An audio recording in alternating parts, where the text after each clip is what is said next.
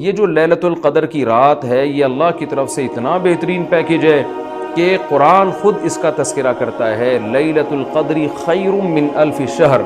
فرمایا کہ اللہ کہہ رہا ہے کہ کسی نے 1000 مہینے عبادت کی، جو تقریباً 83 سال بنتے ہیں، 83 سال کی عبادت کا اجر ایک طرف اور اس ایک رات کی عبادت کا اجر ایک طرف۔ آپ بتائیے کتنا بہترین اللہ کی طرف سے یہ اللہ کی رحمت کا معاملہ ہے، اور اللہ کی طرف سے یہ کتنا بہترین پیکیج ہے، تو اتنا زیادہ اس میں ثواب۔ اور اللہ نے بتایا کہ ایسی برکت والی رات ہے، 2 جگہ قرآن نے اس کا تذکرہ کیا، انا انزلناہ فی لیلۃ مبارکہ، کہ ہم نے اس رات میں قرآن کو نازل کیا اور یہ برکت والی رات ہے۔ ایک جگہ قرآن کہہ رہا ہے برکت والی رات، ایک جگہ قرآن کہہ رہا ہے قدر و منزلت والی رات، اور دونوں جگہ قرآن کہہ رہا ہے کہ ہم نے اس رات کی سلیکشن کی ہے قرآن کو نازل کرنے کے لیے۔ تو ایک فضیلت تو اس رات کی یہ ہے کہ اس میں عبادت کا اجر ہزاروں گنا بڑھ جاتا ہے۔ آپ 83 سال مسلسل عبادت کرتے رہیں اور اس ایک رات میں آپ عبادت کریں، اللہ کی رحمت ہے کہ اس ایک رات کی عبادت کا ثواب 83 سال کی عبادت کے برابر ہو جائے گا۔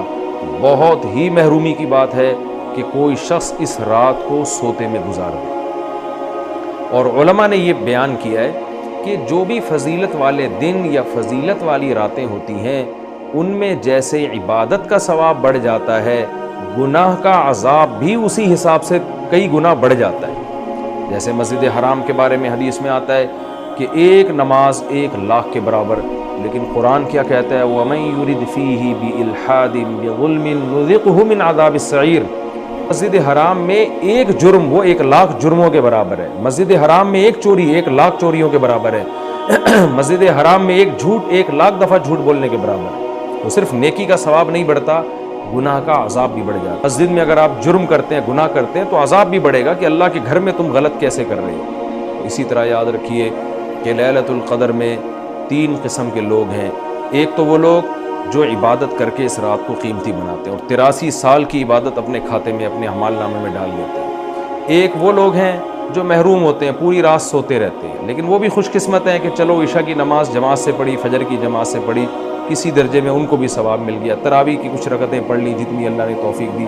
یہ وہ لوگ ہیں جنہوں نے اس رات کو بہت حد تک ضائع کر دیا، لیکن خسارے والا کام انہوں نے نہیں کیا۔ خسارے والے وہ لوگ ہیں جو اس رات میں بھی گناہ نہیں چھوڑتے، ڈرامے دیکھ رہے ہیں، فلمیں دیکھ رہے ہیں، غیبتیں کر رہے ہیں، اور عشاء کی نماز جماعت سے نہیں پڑھ رہے، گناہ کر رہے ہیں، فجر کی نماز جماعت سے نہیں پڑھ رہے، تو یہ بدبخت لوگ ہیں۔ تو خوب یاد رکھیے کہ لیلۃ القدر میں جیسے عبادت کا ثواب بڑھتا ہے، ایسے ہی گناہ کا عذاب بھی کئی گنا زیادہ بڑھ جاتا ہے۔ اور یہی حکمت ہے، علماء بیان کرتے ہیں کہ رسول اللہ صلی اللہ علیہ وسلم نے ہمیں یقینی طور پر لیلۃ القدر کی رات متعین کر کے نہیں بتائی۔ آپ نے یہ فرمایا کہ طاق راتوں میں تلاش کرو، آخری عشرے میں تلاش کرو، وہ رات اسپیسیفک متعین نہیں کی۔ اس میں یہی حکمت علماء بیان کرتے ہیں کہ اگر وہ رات متعین کر دی جاتی اور پھر اس رات میں کوئی پوری رات سو کے ضائع کرتا تو اللہ کی اس پر حجت تام ہو جاتی۔ اللہ کہتے تجھے تو پتہ تھا کہ آج لیلۃ القدر کی رات ہے، تو نے آج گناہ کیسے کیا، تو نے اس رات کو ضائع کیسے کیا، تو اور زیادہ عذاب آ سکتا تھا۔ ایسا نہ ہوتا کہ دنیا میں ہی عذاب آ جاتا۔ اس لیے اللہ نے اس کو مخفی کر دیا کہ تھوڑا سا کنفیوژن میں ڈال دیا، تاکہ اس میں اگر کوئی اس رات کو ضائع کرتا ہے تو اس کو یقینی طور پر افسوس نہ ہو کہ ہو سکتا ہے وہ یہ سوچے شاید آج کی رات نہ ہو، بلکہ ہو سکتا ہے کل یا پرسوں کی رات لیلۃ القدر ہو جائے۔ ایک حکمت تو علماء یہ بیان کرتے ہیں۔ دوسری حکمت یہ بیان کرتے ہیں کہ اگر لیلۃ القدر کی رات متعین کر دی جاتی اور اس رات اتفاق سے کوئی سوتا رہ جاتا، بیماری کی وجہ سے عبادت نہ کر پاتا، تو پھر وہ بقیہ راتوں میں بالکل بھی عبادت نہ کرتا۔ وہ کہتا ہے لیلۃ القدر تو گزر گئی، اب میں رات جاگ کے کیا کروں گا، اصل جو اللہ کی طرف سے رحمت والا معاملہ تھا وہ تو میں نے ضائع کر دیا۔ تو اللہ نے اس امت پر احسان کیا کہ بتا دیا بھائی آخری عشرہ ہے اور طاق راتوں میں امکان زیادہ ہے، تاکہ کوئی 21ویں رات کو عبادت نہ کر سکے تو اس کو یہ خیال نہ ہو کہ بھائی اب لیلۃ القدر کا چانس ہی ختم ہو گیا، بھائی ہو سکتا ہے 22ویں ہو سکتا ہے 23ویں ہو، تو اس لالچ میں، اس امید میں وہ 10 کی 10 راتیں عبادت کرے گا۔ اور تیسری حکمت علماء نے یہ بیان کی ہے کہ لیلۃ القدر کی رات کو 100% متعین کر کے نہیں بتایا گیا تاکہ لوگ اس بہانے زیادہ عبادت کریں اور جو طلبگار ہیں انہی کو ملے۔ اب جو آخری 10 عشرے میں یقینی طور پر پوری عبادت کرے گا اس کے لیے تو لیلۃ القدر یقینی ہے، جو آخری عشرے میں کچھ راتیں جاگے گا کچھ راتیں نہیں جاگے گا تو اس کے بارے میں امکان ہے کہ شاید لیلۃ القدر اس سے فوت ہو گئی ہو۔ ہاں، طاق راتوں میں جو عبادت کرے گا، تمام طاق راتوں میں 21ویں میں، 23 میں، 25 میں، 26ویں، 27ویں رات، 29ویں رات، تو اس کے بارے میں بھی امکان ہے کہ وہ لیلۃ القدر کو پالے گا۔ تو اللہ تعالیٰ یہ چاہتے ہیں کہ جو پورے آخری عشرے میں تمام طاق راتوں میں خاص طور پر عبادت کریں ان کو لیلۃ القدر ملے۔ تو اگر اللہ رات متعین کر دیتے تو پھر تو ہر آدمی اس لیلۃ القدر میں جاگ لیتا، لیکن اللہ نے نظام ایسا بنایا کہ بھئی جو طلب کرے گا اور تمام راتیں جاگے گا اس کو تو یقینی طور پر لیلۃ القدر ملے گی، اور جو تمام راتوں میں عبادت کا اہتمام نہیں کرے گا تو اس کے لیے معاملہ مشکوک ہے، امکان ہے کہ مل جائے، امکان یہ بھی ہے کہ نہ ملے۔ تو اس لیے بھی علماء کہتے ہیں کہ لیلۃ القدر کی یقینی طور پر تعیین نہیں کی گئی۔ بہرحال بہت کثرت سے اس بارے میں روایات ہیں جن میں آتا ہے کہ رمضان کی طاق راتوں میں خاص طور پر آپ صلی اللہ علیہ وسلم نے فرمایا کہ لیلۃ القدر کو تلاش کرو۔ تو ہمیں لیلۃ القدر میں کرنا کیا ہے؟ اس میں کچھ بدعتیں بھی پھیلی ہوئی ہیں، جتھے بنا کے مسجدوں میں جانا اور اجتماعی عبادتیں کرنا، یہ تمام چیزیں اسلاف سے ثابت نہیں ہیں، اور ان کو دین سمجھ کے کریں گے یہ بدعت ہو جائیں گی، سنت سے دور ہیں یہ سب چیزیں۔ انفرادی عبادت ہونی چاہیے، نماز کا کوئی الگ سے مخصوص طریقہ ثابت نہیں ہے لیلۃ القدر کی رات میں، جو طریقے سے عام آپ نمازیں پڑھ رہے ہیں وہی اسی طریقے سے، یہ نہیں کہ پہلی رکعت میں یہ صورت، دوسری میں یہ صورت، یہ تمام چیزیں لوگوں میں پھیلی ہوئی ہیں، یہ بدعت ہے، ان کا حقیقت سے سنت سے کوئی تعلق نہیں ہے۔ تلاوت کریں، دعائیں مانگیں اور تہجد کی نماز پڑھیں، جتنے نوافل اللہ آپ کو توفیق دیتا ہے، آپ جیسے عام معمول ہے نوافل پڑھنے کا اسی طرح پڑھیں، اور بہتر ہے گھر میں عبادت کریں۔ گھر میں اگر مشکل ہو رہی ہے تو مسجد میں بھی جا سکتے ہیں، لیکن نوافل گھر میں پڑھنا یہ مسجد میں پڑھنے سے زیادہ افضل ہے۔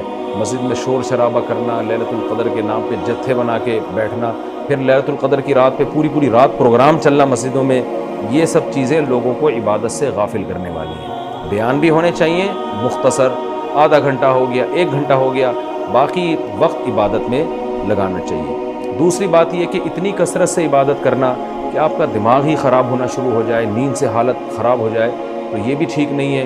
کچھ دیر آرام بھی کرنا چاہیے تاکہ جتنی عبادت ہو وہ طبیعت میں نشاط کے ساتھ اور فریشنس کے ساتھ ہو، آپ اس میں ٹینشن میں نہ آ رہے ہوں۔ اور ایک اہم بات یہ بھی ہے کہ اصل عبادت گناہ چھوڑنا ہے۔ آپ صلی اللہ علیہ وسلم نے لیلۃ القدر میں ہمیں جو دعا سکھائی ہے اس دعا کا مفہوم بھی یہی ہے۔ صحیح حدیث میں دعا آتی ہے کہ لیلۃ القدر میں یہ دعا مانگو، اللہم انک عفو تحب العفو فاعف عنا، اے اللہ تو سراپا معافی ہے، معافی کو پسند کرتا ہے، ہمارے گناہوں کو معاف کر دے۔ اس سے پتہ چلتا ہے کہ لیلۃ القدر میں نبی ہمیں یہ سکھا رہے ہیں، یہ سمجھا رہے ہیں کہ گناہوں سے توبہ کرنی ہے، معافی مانگنی ہے۔ ظاہر ہے جس جرم سے معافی مانگی جاتی ہے تو اسی بیس پہ مانگی جاتی ہے نا کہ آئندہ آپ چھوڑنے کا عہد کر رہے ہو۔ آپ نے کسی کا دل دکھایا، کسی کو ٹینشن دی، اب آپ اس سے سوری کر رہے ہیں، وہ کہتا ہے ٹھیک ہے آئندہ ٹینشن نہیں دینا، آپ کہتے ہیں دوں گا تو میں آئندہ بھی تمہیں ٹینشن، تو وہ کہے گا پھر یہ تو معافی نہیں، یہ تو معافی کے نام پہ مذاق ہو گیا بھائی۔ تو نبی جو ہمیں دعا سکھا رہے ہیں اس میں اصل بتا رہے ہیں کہ لیلۃ القدر کی رات میں اللہ سے دعائیں مانگ کر توبہ کرنی ہے۔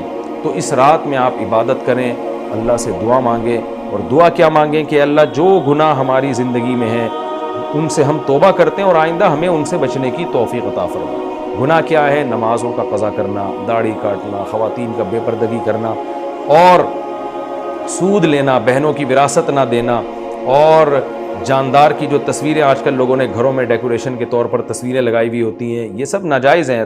آپ صلی اللہ علیہ وسلم نے فرمایا ان من اشد الناس عذابا یوم القیامۃ المصورون، کہ سب سے سخت ترین عذاب قیامت کے دن تصویر بنانے والے کو ہوگا۔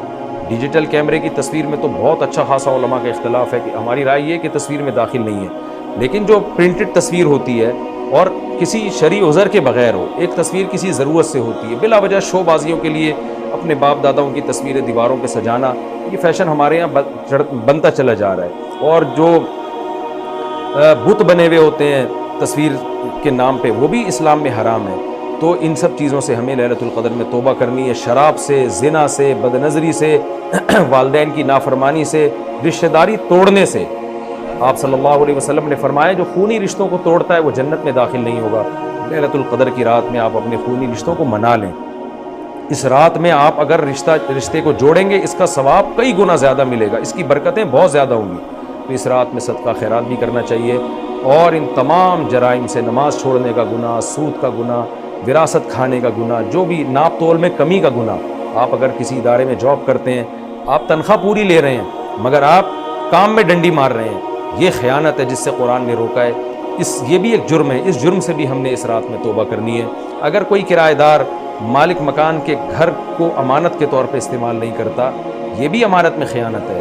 اور اگر مالک مکان کرایہ دار کو تنگ کرتا ہے یا کرایہ دار مالک مکان کو ٹائم پہ کرایہ نہیں دیتا، یہ بھی جرم ہے جس کو قرآن بیان کرتا ہے امانت میں خیانت۔ تو جہاں بھی دو آدمیوں کا معاملہ ہو رہا ہے اور اس میں آپ ڈنڈی مار رہے ہیں، یہ بہت بڑا جرم ہے۔ قرآن میں اہل جنت کی یہ صفات بیان نہیں کی گئی ہیں۔